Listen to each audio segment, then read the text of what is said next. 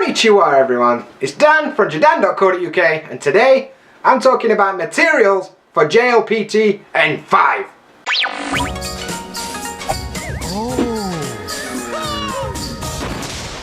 Cheers for finding my video everyone, I appreciate that. Today's video is all about materials for JLPT N5. So we're talking textbooks, we're talking apps, and we're talking study aids. So I'm going to tell you what I think's good, what I think's bad, and what I'm going to be using. But before we get started, today's question. Today's question is, what do you recommend for studying Japanese? Comment section below, let a bro know. I'd love to hear what textbooks you recommend. Anyway, before I decided to study for JLPT N5, I studied Japanese just anyway because I live in Japan and kind of need it, you know what I mean? So I started with this book. This book is Genki 1. And it's basically one of two textbooks that most people usually use. There's this one and there's Mina no Nihongo. I decided to use this one because it was easiest for me to buy, to be honest with you. So that's why I chose this one. And inside this book there's 12 lessons. Each lesson's got a bit of a dialogue, some vocabulary, some grammar, practice, listening, kanji. It's got a bit of everything in every lesson. And this is a really good foundation. I think just studying this book would probably be about enough to scrape N5, to be honest with you. There's also a workbook for additional practice with everything. They both got CDs and stuff like that. So they're very good books if you're deciding to study Japanese, not just for tests. And then it may not be much of a surprise to you, but there's a sequel. Boof. Genki 2. It's got a 2 on it. It shows you it's moved up a bit. And this starts pushing into N4, but it covers rest of N5. Once again, there's lessons with kanji and vocabulary and grammar and a bit of everything. Once again, there's another workbook you can do, and that's good. So I got all the way through Genki 1 and about halfway through Genki 2 before I decided to study for N5. So I want to recommend an app next. So let me just sort my phone out here. Give me a minute. Cool. So screen recording time in 3, 2, 1. Screen recording. Cool. So the app in question is called Midori. And Midori is a dictionary app, basically. It's on iOS. I don't know if it's on Android. I honestly don't know. And it's not free. I think it cost me about 1,000 yen, maybe about 6 or 7 quid.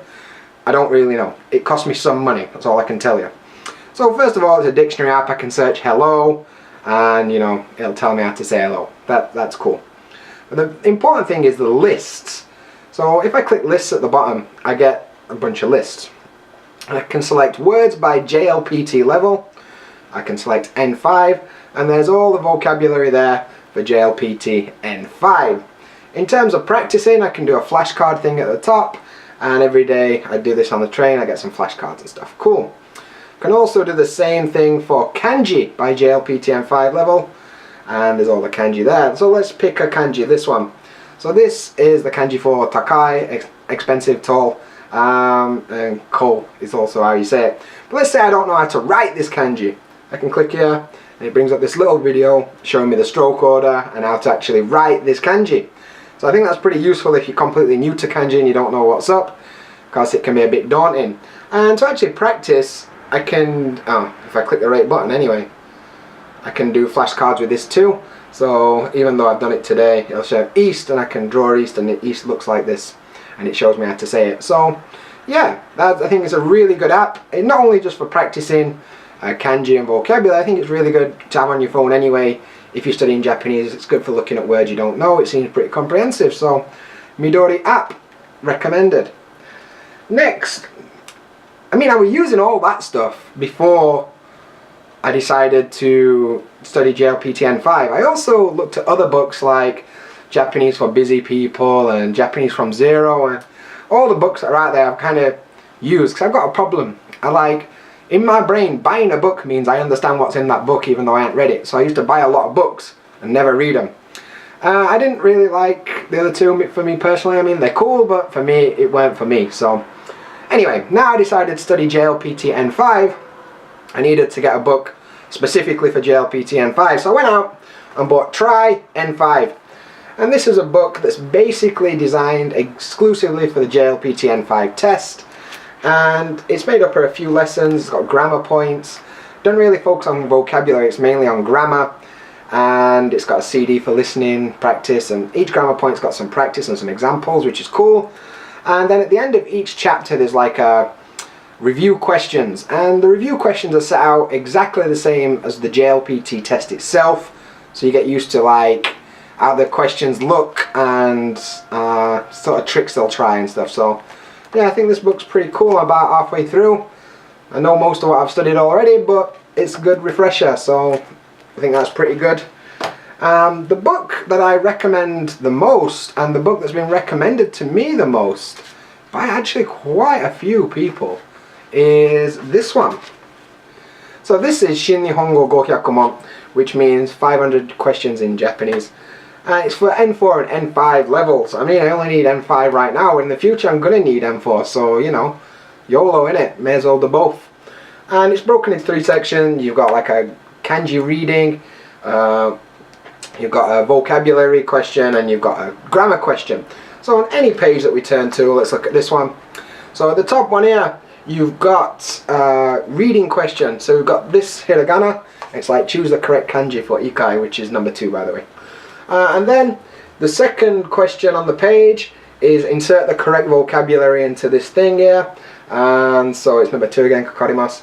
And then 51 is basically choose the correct form to win it. It's checking that you understand how the sentence is made and which form you should be using.